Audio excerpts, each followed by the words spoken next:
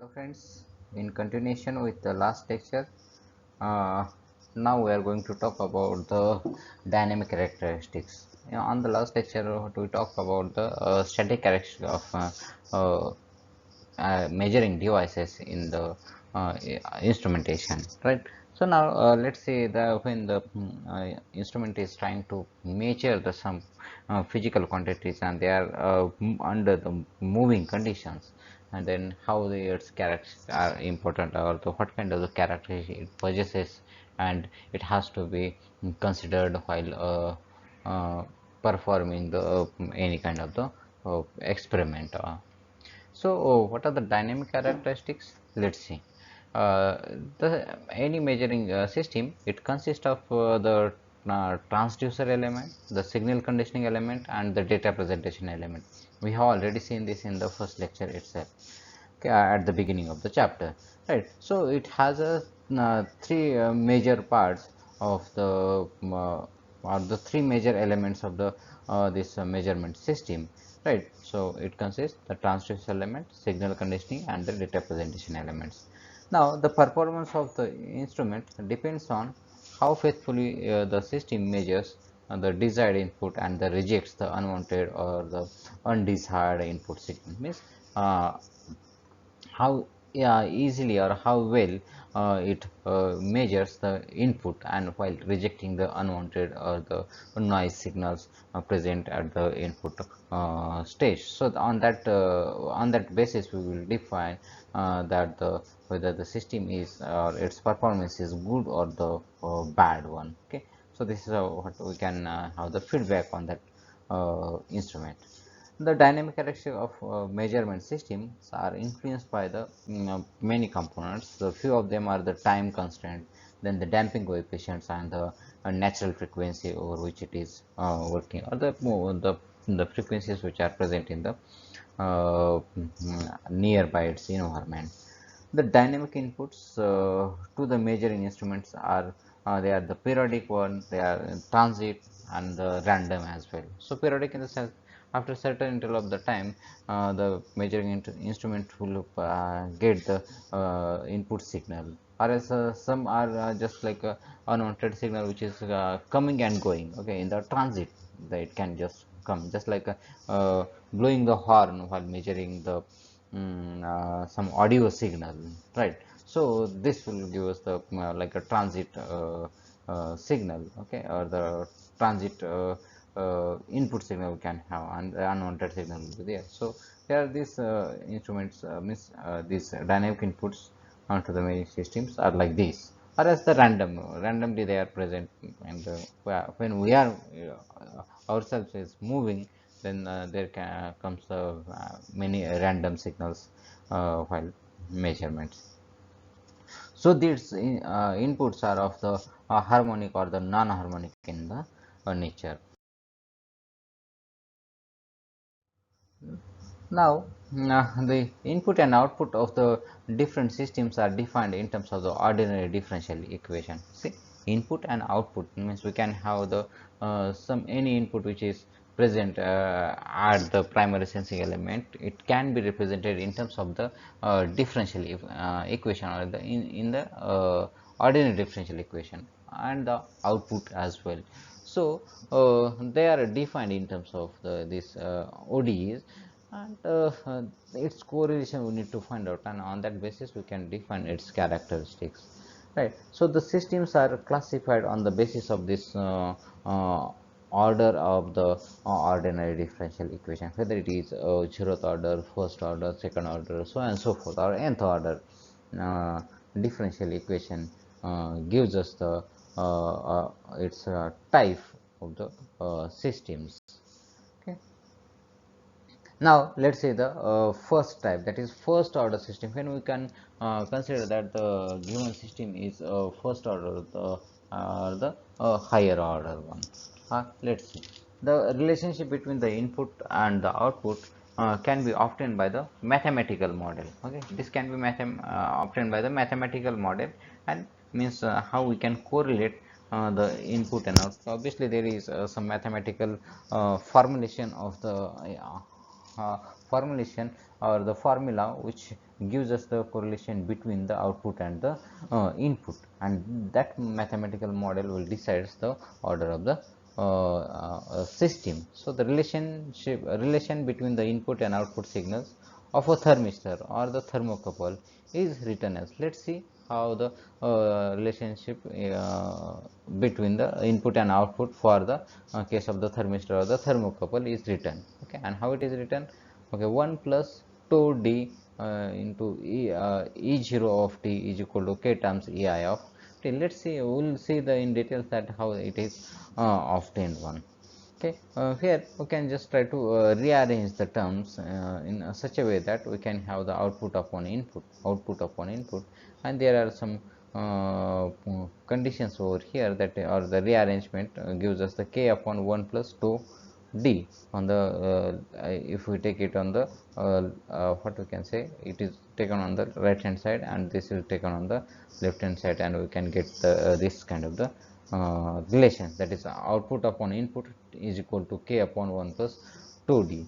So here the E0 and ER represents the output and input signals, k and 2 are the system constants, and d is a differential operator, we can say is a d by dt. Okay, here in this case, because input and output the function of the time, it can be the input and output functions can be space as well, like x, y, z.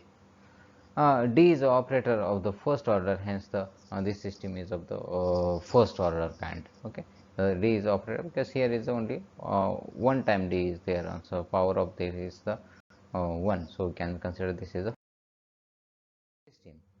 Now, in detail, in the further details, the first order system can be represented by the block diagram as shown in the figure below. So, this is what we can just redefine the block diagram, or the whatever the equation we have seen on the last just now, that is represented in the block diagram. So, input is given, whatever the measurement we can consider over here, and then the whatever the constant we got it output upon input, that is k upon 1 plus 2d, and this is the something multiplying constant, and then what we can consider, we will get the output. So the whatever the things are happening, manipulation, signal conditioning, and so many things, that will be done over here, and we'll get the output signal on the at the end, or on the right hand side.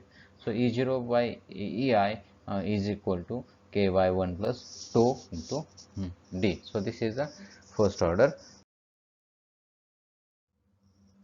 Now, how the second order system? Here, obviously, this ordinary differential equation will be we must get it of the second order kind.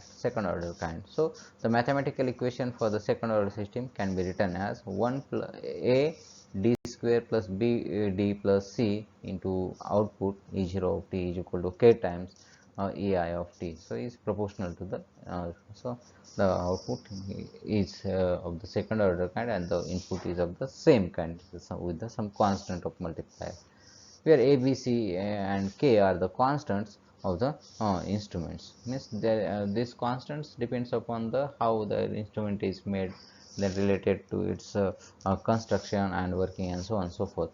So this is example, or the example of this type is, or second order type is a ammeter one, and we'll see in maybe later case how this is working on, or how particular example gives us the type of the order of the system.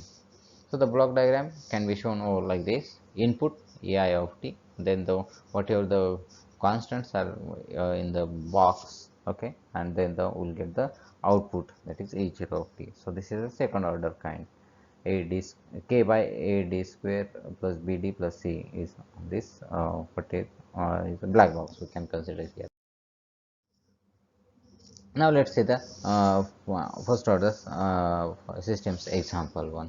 The first example or the, we are going to say is the resistance transducer. Resistance transducer means it converts the one form of energy into the other one by changing its resistance. So the output voltage is measured from the parallel combination of the resistance and the capacitor. Okay. R and C are in the parallel combination, and that gives us the resistance transducer. So it provides the impedance of a display device.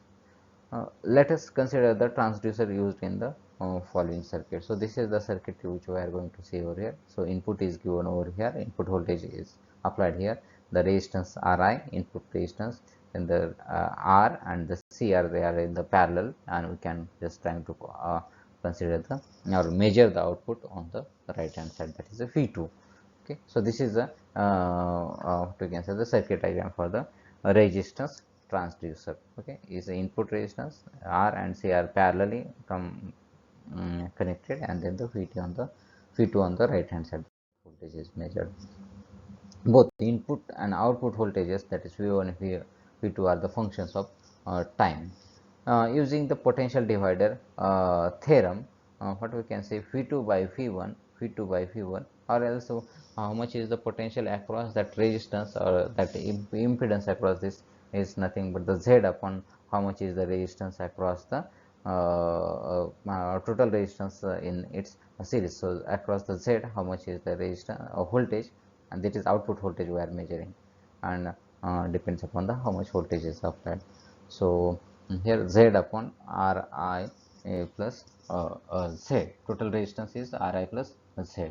Here Z is the impedance of the display, and which is given by 1 by Z plus 1 by Ri plus 1 over 1 by CD. Z is nothing here, or else the resistance across that display is 1 by C into D. Here actually omega into C, generally we used to have the impedance, but the here D by dt is a differential operator over here. So C into D by thus, from the above equation, we can have the V2 by V1 is equal to 1 over 1 plus Ri into 1 by R plus CD. The above equation can be rewritten as like this. So rearrange the terms such that 1 plus 2 into D to V2 of T is equal to V1 of T. So 2 is equal to Ri into C. 2 is equal to Ri into C. So this equation is for the first order system relating the input and output together. Example of this first order system, other examples are thermistor, LDR, light dependent resistor, then strain. Now the second example is the thermal element. The thermal element like thermistor, thermocouple, or the thermometer, bulb, etc. are the examples as shown in the figure. So now let's see the thermocouple, thermometer, and the thermistor one. So this is something like now let us consider the diagram of the thermal element. We can consider that the this is actually the thermal element, and the temperature of the thermal element is T2. Okay, temperature of thermal element is T2. Okay, and then the what we can have here is the medium, or the surrounding is considered as the medium, that is temperature of the medium is okay. So now the thermal element, let us derive the relationship between the temperature of the medium T1 and the temperature of the sensor, that is which is inside, that is T2. So T1 is the input parameter and T2 is the output parameter of the system here. So a rate of flow of the heat into the thermal element which is given by, so the rate at what rate the heat is flowing into the thermal element is given over here, that is Q is equal to H into A T1 minus T2. Okay, T1 here is the input parameter, T2 is the output parameter. Where A is the total area of the thermal element exposed to the medium, and H is the coefficient of the heat transfer. H is the coefficient of heat transfer, not the height over here. Okay. Also, the rate of enthalpy gain is equal to the rate of the heat transfer. Means how much amount of the heat is gained by the total heat content within the system, which is equal to the rate at which the heat is transfer, or rate of the heat transfer, that is H is given. So q is equal to m into c dt1 by dt. Okay.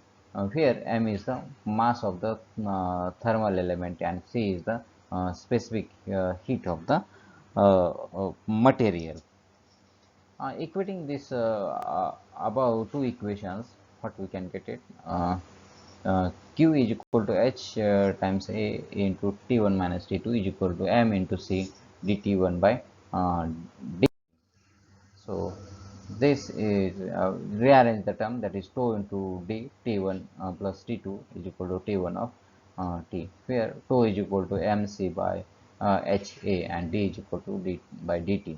So tau has the dimensions of the time and is known as the time constant of the system, and this is the example of the first order type, because the differential equation what we got it here is of the first order. That's why you can consider this as the example of the first order system. Thank you.